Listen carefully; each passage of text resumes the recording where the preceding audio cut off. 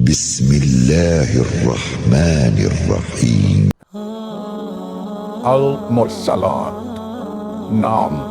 پہلی ہی آیت کے لفظ والمرسلات کو اس سورہ کا نام قرار دیا گیا ہے۔ زمانہ نزول، اس کا پورا مضمون یہ ظاہر کر رہا ہے کہ یہ مکہ معظمہ کے ابتدائی دور میں نازل ہوئی ہے۔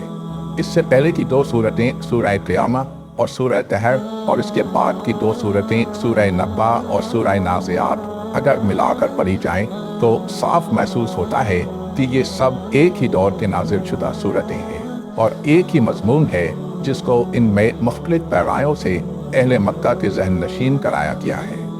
موضوع اور مضمون، اس کا موضوع قیامت اور آخرت کا اثبات اور ان نتائج سے لوگوں کو خبردار کرنا ہے جو ان حقائق کے انکار اور اقرار سے آخر کار برآمد ہوں گے۔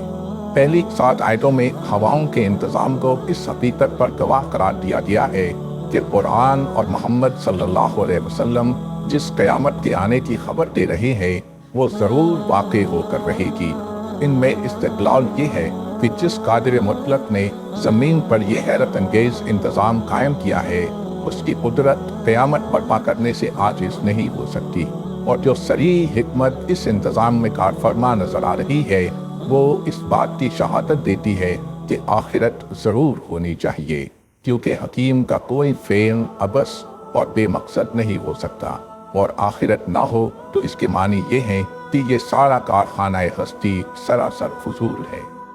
اہل مکہ بار بار کہتے تھے کہ جس قیامت سے تم ہم کو ڈرا رہے ہو اسے لا کر دکھاؤ تب ہم اسے مانیں گے۔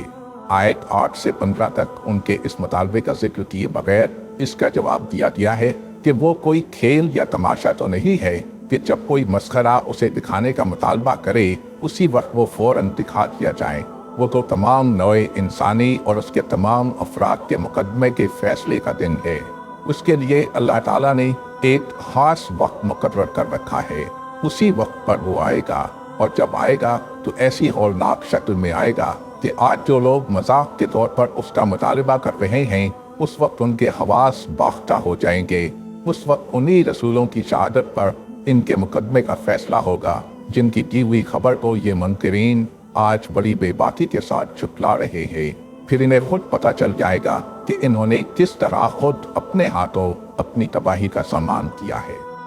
آیت 16 سے 28 تک مسلسل قیامت اور آخرت کے وقوع اور وجود کے دلائل دیے گئے ہیں۔ ان میں بتایا گیا ہے کہ انسان کی اپنی تاریخ، اس کی اپنی پیدائش اور جس زمین پر وہ زندگی بسر کر رہا ہے اس کی اپنی ساخت اس بات کی شہادت دے رہی ہے کہ قیامت کا آنا اور عالم آخرت کا برپا ہونا ممکن بھی ہے اور اللہ تعالیٰ کی حکمت کا تقاضا بھی۔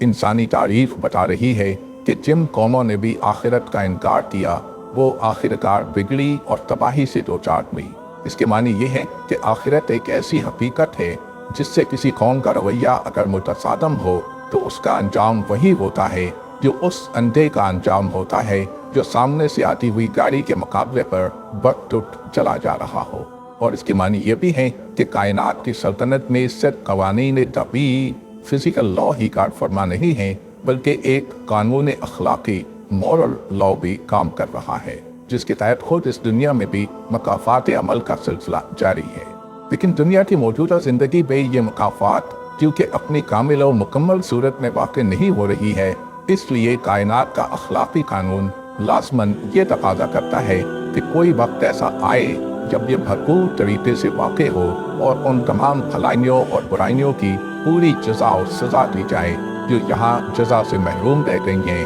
یا سزا سے بچ نکلی ہے۔ اس کے لیے ناگزیر ہے کہ موت کے بعد دوسری زندگی ہو، اور انسان کی پیدائش دنیا میں جس طرح ہوتی ہے اس پر اگر انسان غور کرے تو اس کی عقل بشرطے کہ وہ سلیم ہو اس بات کو ماننے سے انکار نہیں کر سکتی کہ جس خدا نے ایک حقیر نطفے سے ابتدا کر کے اسے پورا آدمی بنایا ہے اس کے لیے اسی آدمی کو پھر پیدا کر دینا یقیناً ممکن ہے۔